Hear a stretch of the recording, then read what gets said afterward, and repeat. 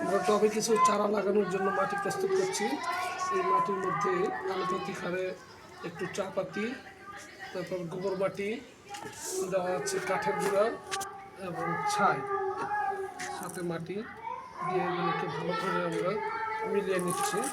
সেই সাথে এটাতে দেওয়া হবে ফসফেট, পটাশ এবং ইউরিয়া। তারপরে মাটিটা টবে 2-1 দিন রেখে দিব। মাটিটা তখন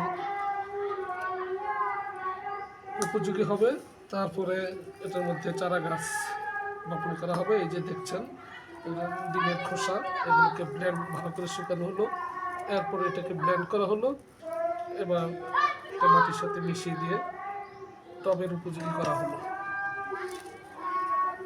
আমরা ইচ্ছা করলে প্রত্যেকেই যার যার বাড়ির আঙ্গিনায়, ছাদে, টবের মধ্যে আমরা প্রয়োজনীয় চাষাবাদগুলো করতে পারি।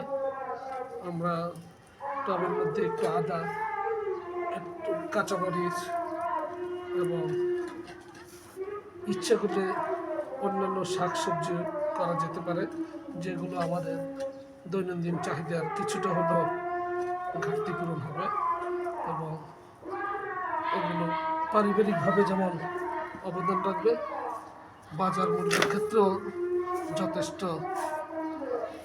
প্রভাব পড়বে যদি আমরা সবাই মিলে যার যার বাড়ির আঙ্গিনায় একটু আদা, একটু রসুন, একটু পেঁয়াজ এগুলো করতে পারি।